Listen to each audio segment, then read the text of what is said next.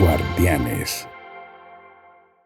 Un saludo a todos y todas. Una vez más estamos en Podcast Guardianes y en esta ocasión continuamos con los temas que tienen que ver con la adolescencia. Para ello está acá Melvin. Melvin, mucho gusto. Hola Mirna, es un gusto compartir nuevamente otro podcast más. También a quienes nos brindan su atención. Es un placer poder estar aquí en esta temática tan importante de este día como lo es la ansiedad y la depresión en la adolescencia. Como ya es costumbre, no estamos solos, sino que tenemos un invitado. En esta ocasión nos acompaña Jonathan Campos, quien es psicólogo. Jonathan, bienvenido. Coméntenos un poco cuál es su experiencia. Platíquenos sobre usted un poquito, Jonathan. Sí, muchas gracias Melvin, muchas gracias Mirna. Es un gustazo poder estar en este día con ustedes.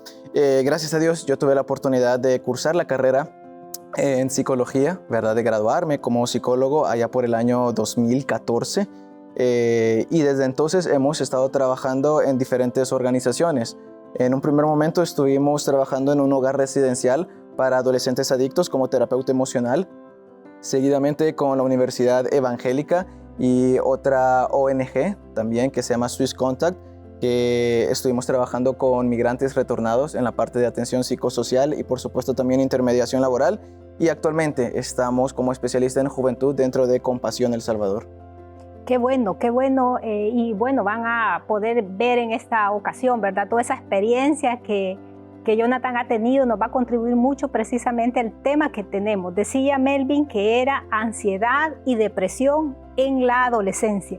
Fíjense que estos dos términos, que creo que ya más adelante pues nos los van a comentar en qué consisten, pareciera que eso no afecta a los adolescentes. Se cree qué preocupaciones tienen los adolescentes, podemos pensar muchas veces, pero realmente sí está presente, el seguimiento, los estudios, las investigaciones nos han dicho que es bastante frecuente y cómo realmente al final esto puede afectar el desarrollo pleno de los jóvenes y que marca, por supuesto, la vida adulta. Entonces, en ese sentido, pues vamos a iniciar con la primera parte que tenemos para este tema. Jonathan, como bien le mencionaba Mirna, antes de hablar de ansiedad y depresión se creía que esto era algo exclusivo de otros países, que no podía suceder acá, que no se miraba. Y es complicado porque al hablar de salud mental o de estos problemas en la salud mental, como no son visibles físicamente, creemos que no se da. A diferencia de, por ejemplo, si yo me daño un brazo y me tienen que poner un yeso, es notable. Pero ¿qué pasa con un joven que está deprimido? ¿Qué pasa con un joven que está ansioso? ¿Será que eso se da aquí o no, Jonathan? Pero vamos a ir profundizando más adelante en eso. Pero para arrancar, Jonathan, coméntenos qué es la ansiedad y qué es la depresión. Sí, muchas gracias Melvin. Estoy totalmente de acuerdo con lo que Mirna y usted han comentado hace unos minutos pasados.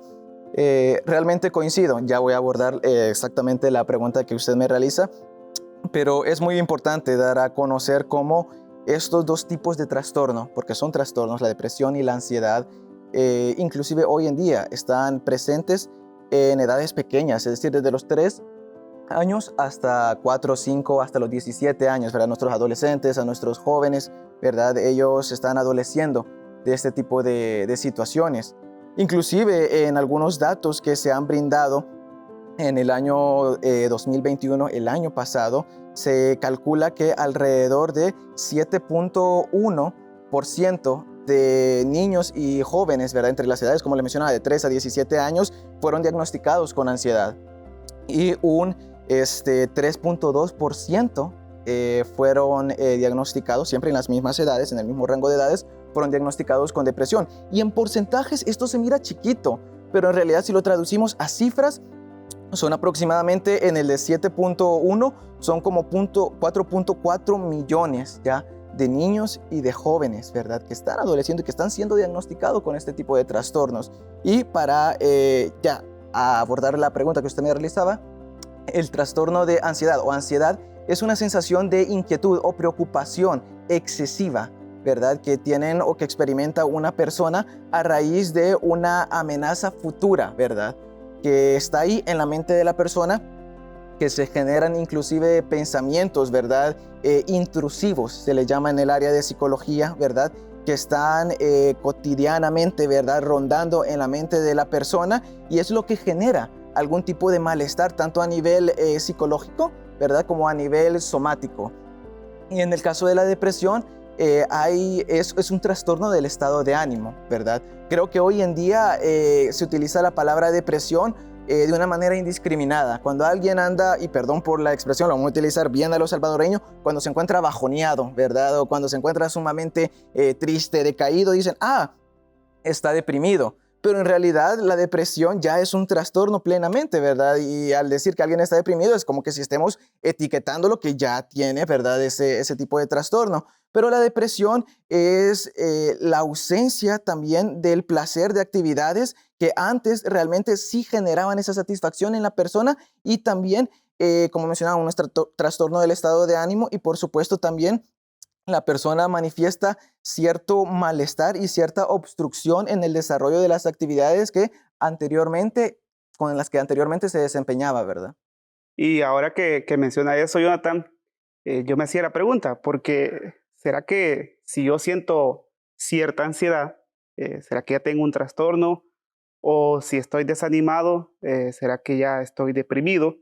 Entonces, tengo entendido que cuando se desborda la capacidad de responder ante eso, es que estamos hablando de un trastorno, pero ya más adelante vamos a profundizar acerca de las causas, los síntomas de la ansiedad y la depresión, pero puede que alguien que nos esté observando se haga esa pregunta y diga, bueno, ¿sentir ansiedad será normal? O no es permitido sentir ansiedad? ¿Sentirme desanimado es normal o no es permitido sentirme desanimado?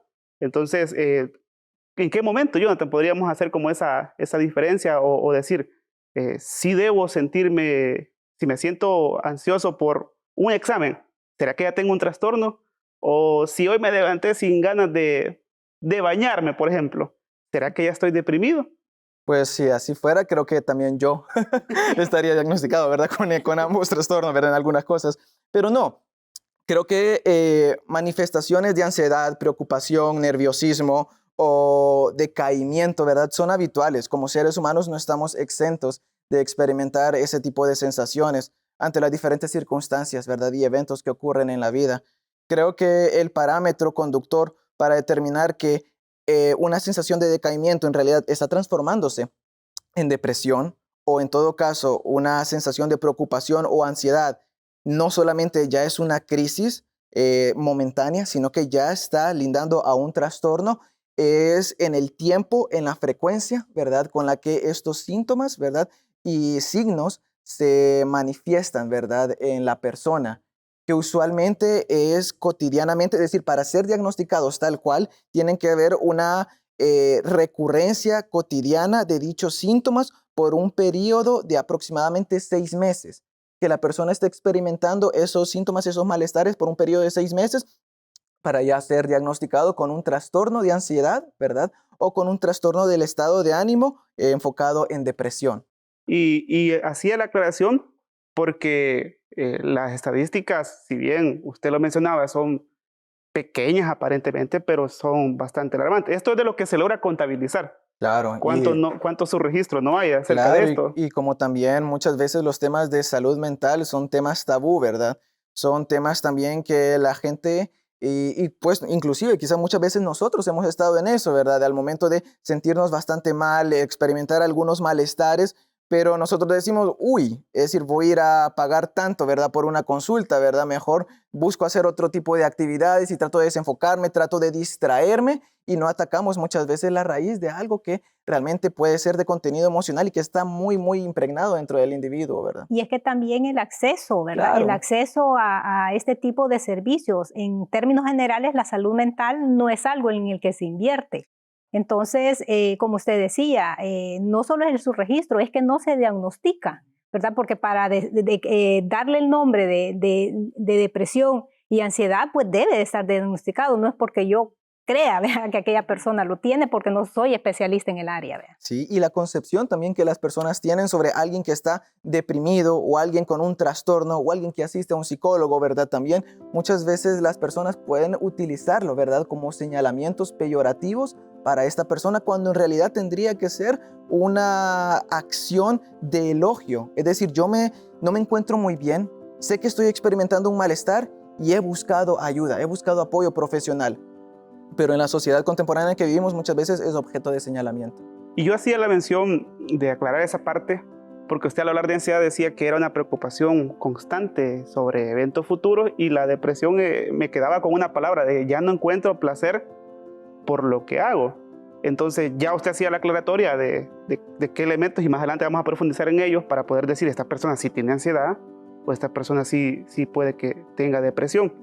Pero a las personas que nos están viendo en este podcast, ¿por qué es importante que ellos se interesen en conocer sobre la ansiedad y la depresión enfocado en los adolescentes? Porque ya mirábamos, y usted lo decía, que de los 3 a los 17 años no era exclusivo solo de jóvenes, pero focalizándonos en los jóvenes, ¿por qué yo como cuidador, como padre, como responsable de mi hijo o hija adolescente, de la persona con la que convivo, debo interesarme en conocer sobre la ansiedad y la depresión en los adolescentes?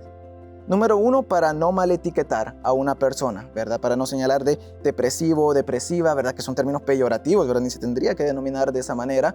Y saber ver bien cuando una persona realmente está experimentando síntomas que podrían llevarle a una depresión y cuando simplemente es un estado de tristeza profunda.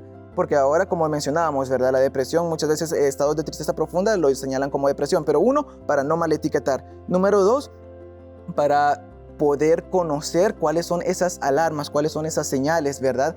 Que me permiten, el tercer punto, saber qué hacer en ese momento. Entonces, número 1, no mal etiquetar. Número 2, para saber diferenciar, distinguir, ¿verdad? Cuando una persona está desarrollando un trastorno de ansiedad o de depresión. Y número 3, para saber qué hacer en esos momentos. Excelente. Bueno, quizás un poco ya profundizando en cada uno de esos dos términos, quisiera un poco pedirle que nos hable sobre cuáles son los síntomas que se presentan, quizás iniciando por la ansiedad, y luego vamos a pasar a la depresión. Sí, claro, con mucho gusto, Mirna. Algunos de los síntomas dentro del DSM-5, el DSM-5 es el manual que todo psicólogo, que todo terapeuta, ¿verdad?, utiliza para el diagnóstico, ¿verdad?, de algunos malestares, de algunos trastornos, es la guía base, ¿verdad?, donde están exactamente estos criterios, pero dentro del trastorno de ansiedad se establece de que la persona experimenta, como les mencioné, ¿verdad?, por un periodo de 6 meses, algunos de los siguientes malestares. ¿Cuáles son esos malestares? Número 1, sensación de estar atrapado o también una sensación de tener los nervios de punta.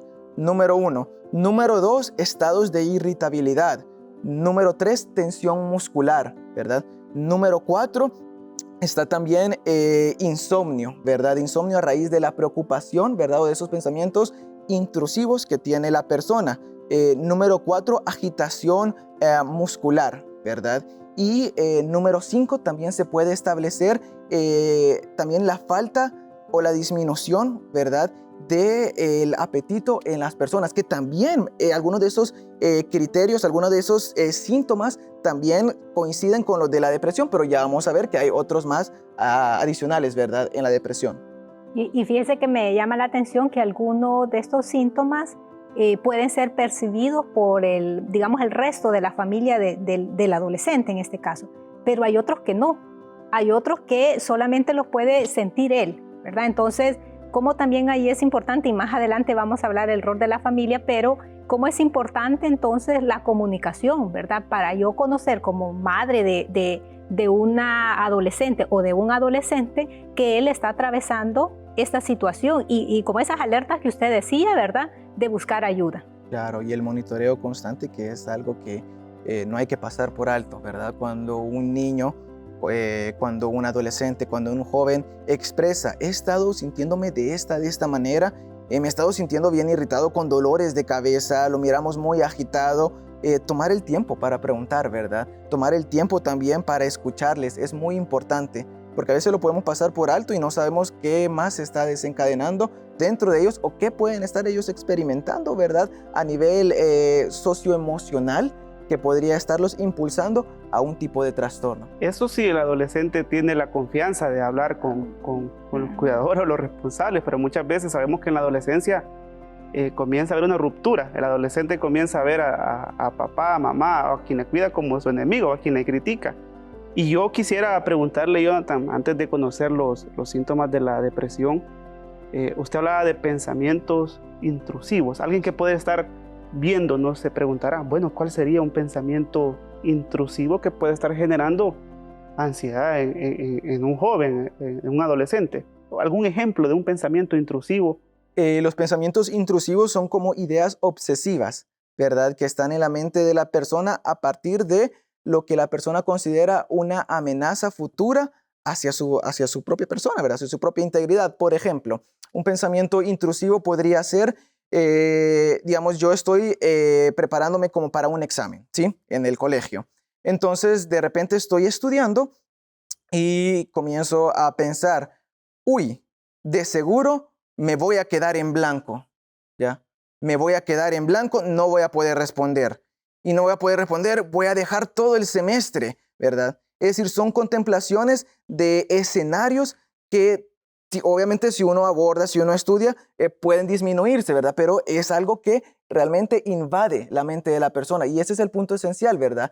Que es un pensamiento que invade la mente y que está ahí constantemente atacando y que no lo deja desempeñarse, desenvolverse y continuar estudiando, digamos, para ese examen. Que ni ha sucedido. Que ni ha sucedido, correcto, correcto. Correcto. Bueno, interesante. Entonces, hablando ya de la depresión, ¿cuáles son los síntomas? Y un poco ahí quizás la diferencia, ya usted decía, hay algunos síntomas que se repiten, pero hay otros que no, ¿no? En la depresión podríamos señalar no solamente la ausencia o disminución del interés, ¿verdad?, en actividades que cotidianamente se realizaban, a esto dentro del área médica, del área de psicología, inclusive psiquiatras, le denominamos como anhedonía, ¿verdad? Precisamente es esa la ausencia del placer en actividades que antes sí se lo daban a la persona, pero también esa parte de la disminución en el apetito, aparte, o el aumento en el apetito también, aparte del insomnio o hipersomnia también, ¿verdad?, que es el incremento del sueño.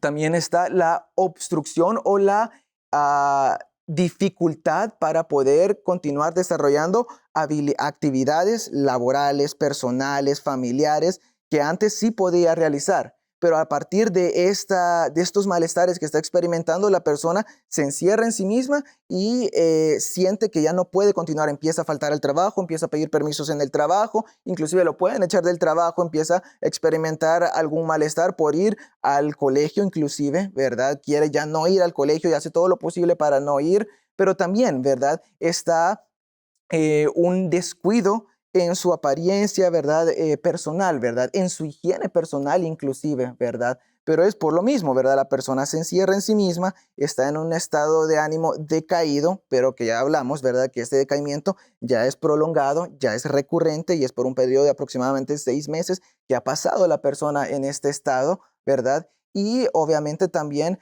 el retraimiento, ¿verdad?, de su círculo social. Y eso me hace pensar, ¿la ansiedad y la depresión pueden manifestarse juntas o una condiciona a otra o son independientes? Sí, usualmente dentro de la depresión pueden experimentarse manifestaciones de ansiedad, ¿verdad? Pueden ir muy, muy de la mano, ¿verdad? Y algo muy importante también a conocer es que no solamente, y quizás eso es como para adelantar, ¿verdad?, algunos de los elementos que podrían potenciar la depresión y la ansiedad, que no solamente está ligado, ¿verdad?, a causas socioculturales, ¿verdad?, o psicoemocionales, sino que también hay factores biológicos, ¿verdad?, que están presentes en el desarrollo de la depresión y de la ansiedad. Me gustaba lo que usted decía cuando iniciamos. A veces hay temor de hablar sobre esas temáticas. Y yo creo que el temor es equivocarnos. El temor es equivocarnos y generar esas etiquetas que no son recomendables. Por eso usted constantemente está repitiendo 6 meses de esta manifestación constante. Y también este es un llamado a quienes nos están observando, es que no vamos a andar con un checklist todo el tiempo, ¿va? No es que voy a andar con una paginita y todo joven o toda persona que yo vea deprimida o ansiosa ya le voy a estar etiquetando o comentando que tiene depresión o ansiedad, sino que ser más conscientes en esa parte. Claro que sí. Y también la importancia de tener o de establecer contactos o tener una red, ¿verdad?, por así decirlo, de teléfonos de profesionales de salud mental es importante, ¿verdad? No solamente por si tenemos una situación a la cual hay que acudir, sino también, ¿verdad?, para poder llamar, escribir, consultar, ¿verdad?, acerca de algunos malestares que podrían generarse, ¿verdad?, en la persona misma o en alguien a nuestro alrededor. Jonathan, ahora que ya sabemos la manifestación de la ansiedad, de la depresión, usted ya lo mencionó brevemente, ¿hay aspectos que pueden decirnos a nosotros que por qué un adolescente padece de depresión o ansiedad? Puede que sean causas biológicas o causas socioculturales. Entonces, ¿qué aspectos lleva a que los jóvenes puedan padecer de depresión y ansiedad? Primeramente, dentro de estos trastornos de ansiedad y trastorno del estado de ánimo enfocado en depresión, hay muchas veces una predisposición, genética, ¿verdad?, a la base, e inclusive de 2 generaciones pasadas antes de ellos, ¿verdad?, que se podría heredar.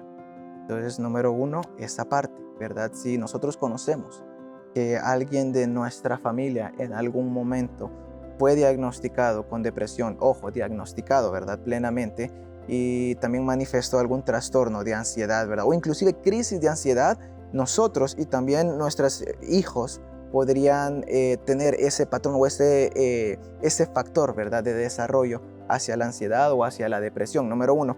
Número 2, también una irregularidad o desbalance en algunos neurotransmisores, como la dopamina, la serotonina, ¿verdad?, la noradrenalina, que son neurotransmisores que regulan algunos de ellos el estado de ánimo y también las funciones de comprensión, las funciones de análisis dentro de la persona. Y cuando hay un desbalance, un desequilibrio en dichos neurotransmisores, obviamente también hay una predisposición al desarrollo de la ansiedad o también de la depresión. Luego están obviamente los factores culturales o psicoemocionales, ¿verdad?, como es la pérdida de un ser querido, como también es la separación, tal vez no como un fallecimiento, como una muerte, pero sí una separación, como migrar, ¿verdad?, a otra parte, a otra ciudad, ¿verdad?, que podría desencadenar eso. Pero creo que aquí también el factor importante que muchas veces viene a potenciar la aparición de síntomas de depresión o de distimia. La distimia también es un trastorno del estado de ánimo, pero es un poquito menor que la depresión, es un poquito más leve, pero es un trastorno del estado de ánimo también. Es la ausencia de un apoyo, protección o soporte de las personas a su alrededor, ¿verdad? El sentir que está solo o sola, el sentir que solamente yo voy a luchar con alguna de estas situaciones que estoy enfrentando, inclusive puede ser un accidente, puede ser también la pérdida de un bebé, ¿verdad? Puede ser también un aborto, ¿verdad?, natural, que puede generar que una persona, ¿verdad?, también desarrolle depresión leve, depresión moderada o inclusive distimia. Y esa parte que usted mencionó del desequilibrio, neurotransmisores, creo que entendería yo que son como hormonas o sustancias que tenemos en el cuerpo. ¿Por qué se puede dar? Aparte de lo de la predisposición genética, muchas veces son a partir de accidentes que muchas veces ocurren, ¿verdad?, en la infancia. Digamos que un niño se cae, ¿verdad?, hay un golpe tal vez a nivel craneal que también viene a potenciar esta irregularidad en el funcionamiento, ¿verdad?, del cerebro y por supuesto de los neurotransmisores. ¿El consumo de drogas puede provocar esto? El consumo de sustancias psicoactivas, correcto. Que puede ser común en los adolescentes, ¿no? Correcto, pero también hay algo aquí muy importante a señalar. Por ejemplo, si un adolescente ha estado consumiendo algunas sustancias psicoactivas, por ejemplo, y miramos que anda con una agitación motor, que anda con tensión muscular, que anda irritable, ¿verdad?, que anda con lo que aparentemente podríamos decir ansiedad, entonces ahí no lo podemos etiquetar como trastorno de ansiedad, ¿verdad?, porque está bajo los efectos de una sustancia psicoactiva. Pero ya regresando al punto que usted mencionaba, Mirna, ¿verdad?, que la irregularidad o desbalance de los neurotransmisores sí podría ser potenciado, ¿verdad?, como mencionábamos, por este consumo de sustancias. Pero también entonces podríamos considerar que, por ejemplo, el trato violento hacia la niñez también podría ser un factor, pues. Es correcto que podría empujarlos a desarrollar este tipo de malestares. Ahí la importancia de la buena comunicación entre los responsables y el adolescente, porque usted lo ha mencionado muchas veces, no se trata de generar una etiqueta. Me quedo con lo que usted dice, la ansiedad y la depresión debe ser diagnosticada. Por ejemplo, si hay una predisposición genética, o sea, un diagnóstico de un profesional de la salud mental, ya sea un psiquiatra o un psicólogo.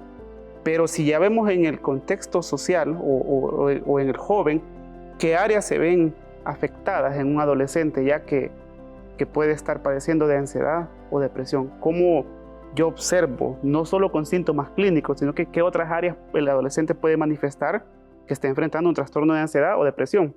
Como mencionábamos también anteriormente, y esto creo que es plenamente visible, ¿verdad?, para las personas que están alrededor de los niños y de los adolescentes y los jóvenes, la disminución en el rendimiento escolar podría ser también una gran alerta, ¿verdad?, del mismo.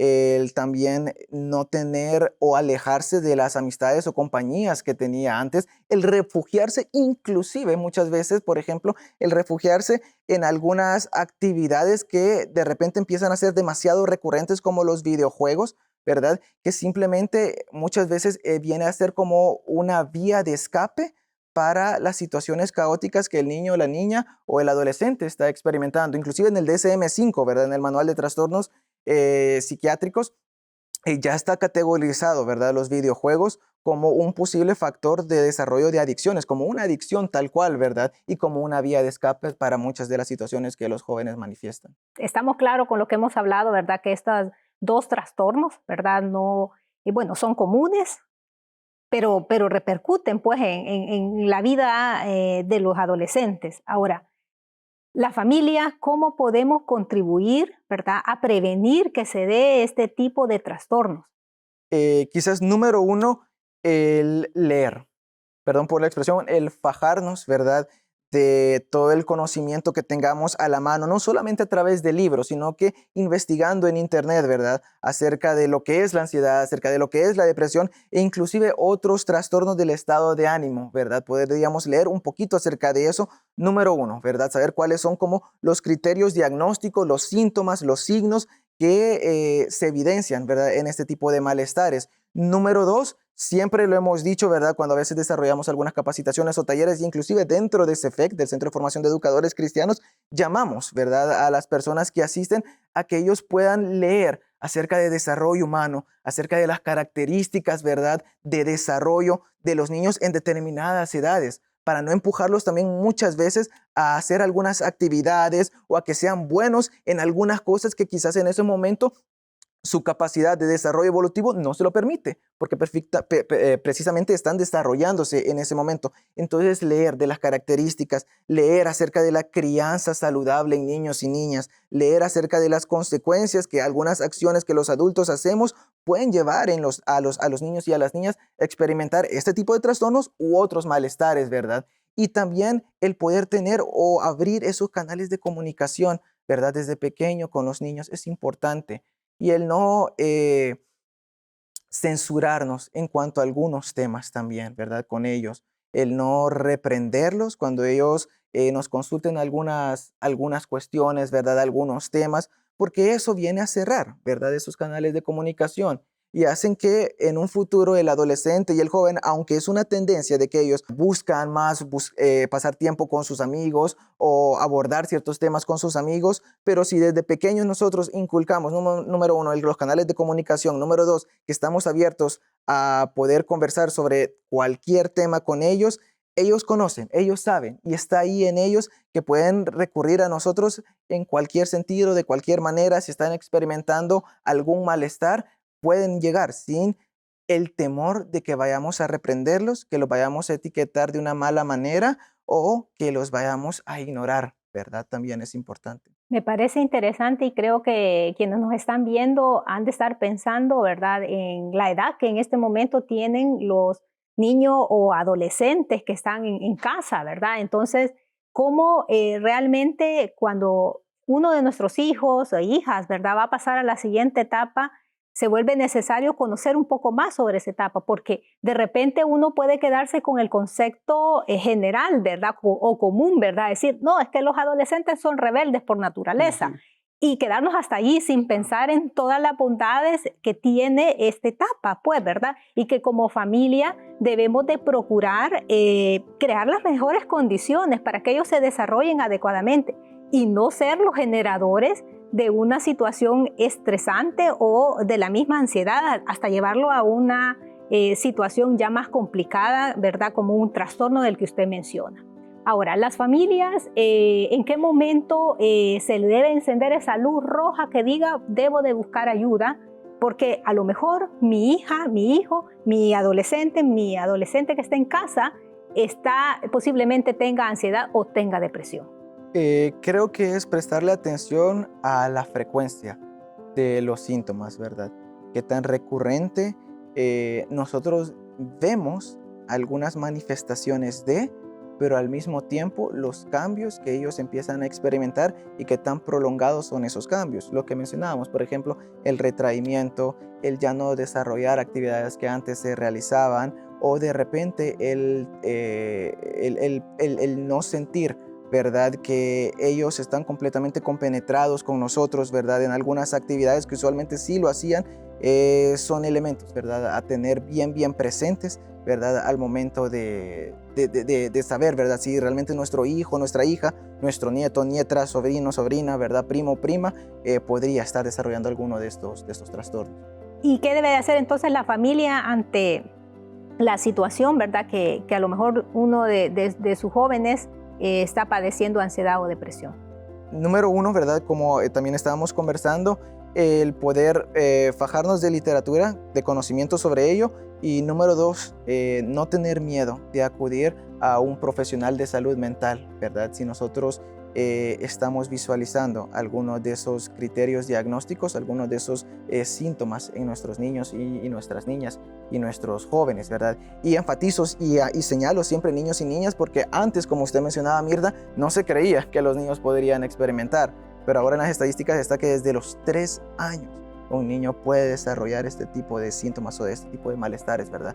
Entonces, el poder, ¿verdad? Hacer uso de los servicios de salud mental, profesionales de salud mental. Si usted va a una iglesia y en la iglesia usted conoce que hay psicólogos, que hay terapeutas, el poder inclusive proponer, ¿verdad? Que haya un servicio de atención plenamente, ¿verdad? Para la niñez y adolescencia, en ese sentido es importante. O si usted también acude aquí a Iglesia Elim, ¿verdad? El poder apoyarse, ¿verdad? El poder conocer quiénes son aquellos hermanos que están apoyando dentro del comité de protección en el área de psicología para poder referir, ¿verdad? O consultar sobre algunos malestares de los niños o algunas situaciones que nosotros conozcamos. Y Jonathan, ya para cerrar, aquí cabría aquello de que, por ejemplo, romper aquella falsa creencia de pensar que el tiempo lo cura todo. Es decir, como esto hace 10, 15 años no era frecuente, no era común, no, nosotros antes quizás, puede que alguien que nos esté viendo hoy diga, yo quizás tuve ansiedad, quizás tuve depresión, pero mírenme, aquí estoy, no me sucedió nada. Entonces, no, lo mejor es dejar que el tiempo pase, ya vas a ver, los jóvenes están cambiando, están creciendo. Ya como unas recomendaciones finales, dado eso, Jonathan, ¿qué podría usted mencionarle a aquellos padres responsables que dicen, no, el tiempo que cure todo, dejarlo que pase? Yo siempre he considerado, cuando inclusive personas que conozco me dicen, no, me voy a distraer, o no, tal vez con el tiempo esto me va pasando. Yo se lo considero como una calle que tiene un bache, un gran agujero, y viene y se le pone un tablón encima nada más, ¿verdad? Es decir, tal vez momentáneamente algún carro puede pasar bien, pero conforme va pasando el tiempo, el tablón se deshace, ¿verdad? Y nuevamente los carros caen en el bache, en el agujero. Asimismo, ¿verdad? Son esos tipos de trastornos del estado de ánimo y la ansiedad, ¿verdad? Podemos tener entretenimiento, podemos hacer algunas actividades, pero si no nos apoyamos en algún profesional de salud mental, si no acudimos a tiempo, si no atacamos las raíces muchas veces del desarrollo de esos malestares, entonces estos van a continuar a lo largo del tiempo. Y la persona, ¿verdad? Obviamente, esto va a ir en detrimento de su adecuado rendimiento en las diferentes áreas y por supuesto en su salud integral. Un último mensaje, Jonathan, para las personas que nos están viendo, unas últimas recomendaciones. Sí, número uno, creo que Dios ha dado el conocimiento, ¿verdad? Dios ha dado el conocimiento al ser humano para formarse en diferentes áreas.